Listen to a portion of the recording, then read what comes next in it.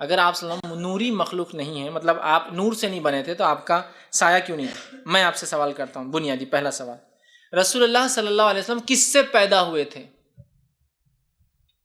کس سے پیدا ہوئے تھے؟ آپ کے والدین کون تھے؟ سب کو معلوم ہے، ایک مرد تھا جس کا نام عبداللہ، ایک عورت تھی جس کا نام آمنہ تھا، یہ آپ صلی اللہ علیہ وسلم کے جو ہے والدین تھے، اور عبداللہ جو تھے ان کے والد مطلب تھے، جو ہے، اور وہ سب ہم کو پورا شجرہ معلوم ہے کہ عبد المطلب جو ہے آپ کے جو ہے دادا ہے، ٹھیک، ان کا مطلب تھا، لیکن وہ کسی کے پاس غلطی سے بیچ دیے گئے تھے، غلام بن گئے تھے، تو عبد المطلب وہ آدمی کا نام پڑ گیا تھا، بہرحال جو بھی ہو، تو بہرحال عبد المطلب آپ کے دادا ہیں۔ یہ لوگ کون تھے؟ فرشتے تھے، جن تھے، یا انسان تھے؟ فرشتے تھے، جن تھے، یا انسان تھے؟ بتائیے۔ انسان تھے۔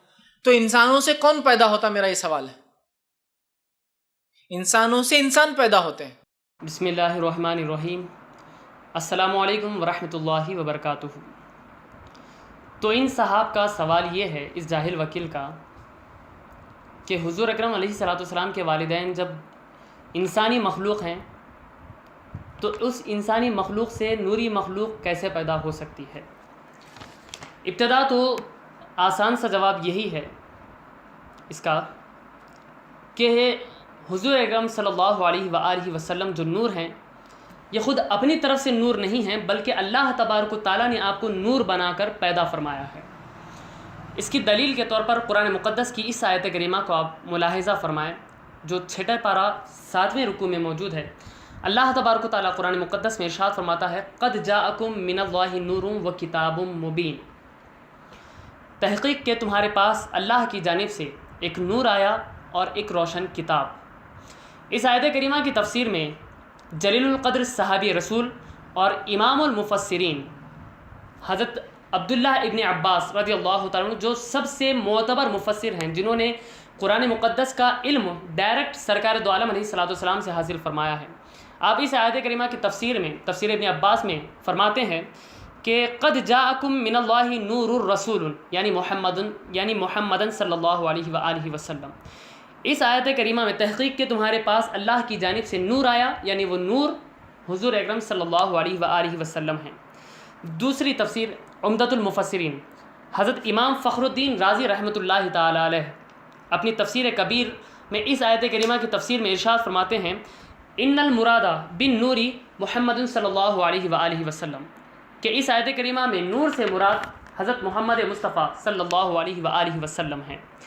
امام المحدثین امام جلال الدین سیوطی رحمۃ اللہ تعالی علیہ تفسیر جلالین میں اس آیت کریمہ کی تفسیر میں ارشاد فرماتے ہیں کہ قد جاءکم من اللہ نور هو النبی صلی اللہ علیہ وسلم، کہ قد جاءکم من اللہ نور میں جو مراد ہیں وہ حضور اکرم صلی اللہ علیہ وسلم کی ذات بابرکات ہے۔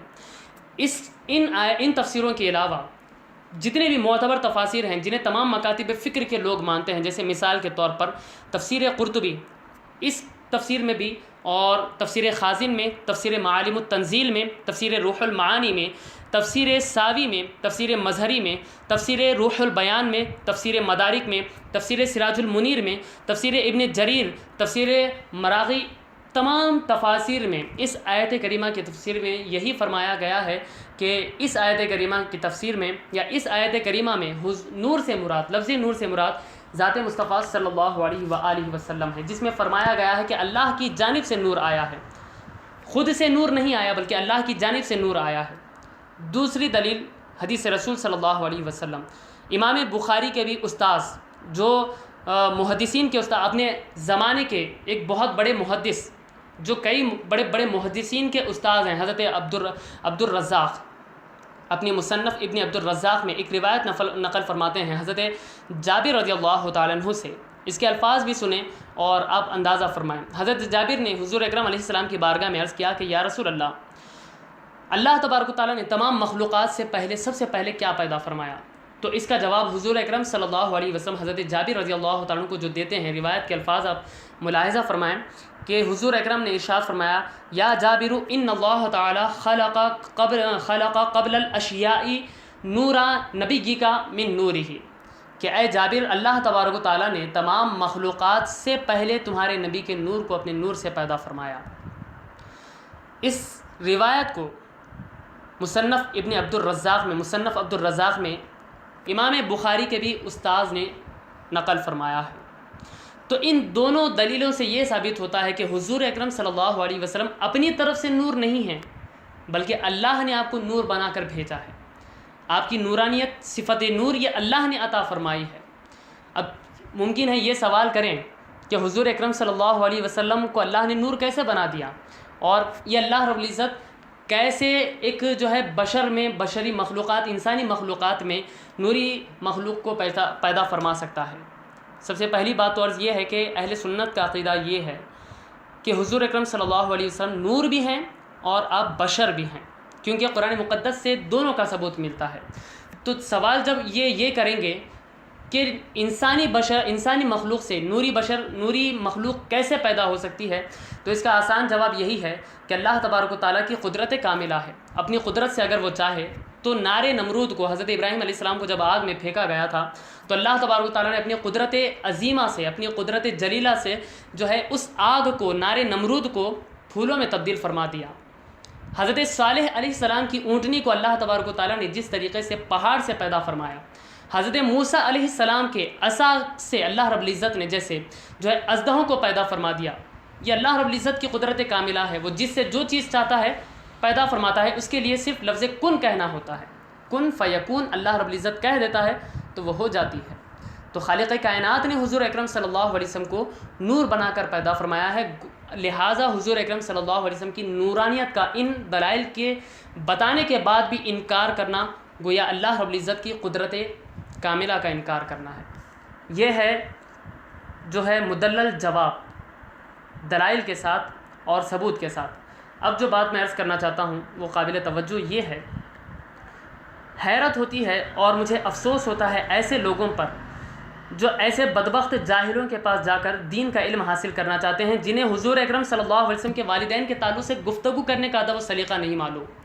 اب اس بدبخت بدکردار کی گفتگو کو ملاحظہ کریں جو اس نے جملے کہے ہیں، معاذ اللہ رب العالمین، کہ ایک مرد تھا جن کا نام عبداللہ تھا، ایک عورت تھی جن کا نام آمنہ تھا، جن سے جو ہے محمد عربی صلی اللہ علیہ وسلم پیدا ہوئے، جن سے آپ کی ولادت ہوئی، معاذ اللہ رب العالمین۔ اگر میں چاہوں تو اس بدبخت کے تعلق سے یہ کہہ سکتا ہوں کہ ایک مرد تھا جو جاہل تھا، ایک عورت تھی جو جاہل اور جہنمی تھی، جس سے یہ بدکردار پیدا ہوا ہے، لیکن میں کہوں گا نہیں۔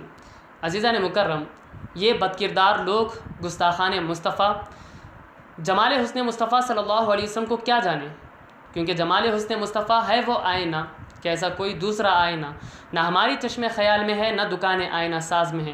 امام عشق و محبت فرماتے ہیں کہ کاف گیسو ہا دہنیا ابرو آنکھیں عین سود، کاف ہا یا عین سود، ان کا ہے چہرہ نور کا۔ حضور اکرم صلی اللہ علیہ وسلم کی نورانیت، آپ کی صفت نور کا انکار کرنا گویا دن کے وقت سورج کا انکار کرنا ہے۔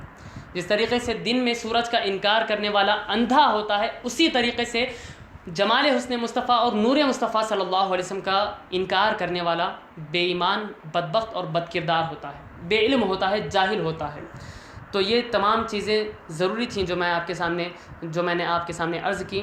امید کرتا ہوں کہ یہ دلائل آپ کو آپ کے ایمان اور عقیدے کو مضبوط کرنے میں جو ہے مفید ثابت ہوں، آپ کو ان سے فائدہ ہو، اور امید کرتا ہوں کہ آپ اس جواب کو زیادہ سے زیادہ مسلمان بھائیوں تک عام کریں تاکہ مسلمان ان بدبختوں اور بدکرداروں اور جاہلوں کی گمراہیوں سے جو ہے محفوظ ہو جائیں۔ اللہ رب العزت کی بارگاہ میں دعا ہے، پروردگار عالم ہم تمام مسلمانوں کو حضور اکرم صلی اللہ علیہ وسلم کو آپ کی تمام صفات اور آپ کی تمام عظمتوں کے ساتھ ماننے کی توفیق عطا فرمائے، اور آپ ہی سے پوری کائنات میں سب سے زیادہ محبت کرنے اور آپ کا ادب و احترام کرنے کی توفیق عطا فرمائے۔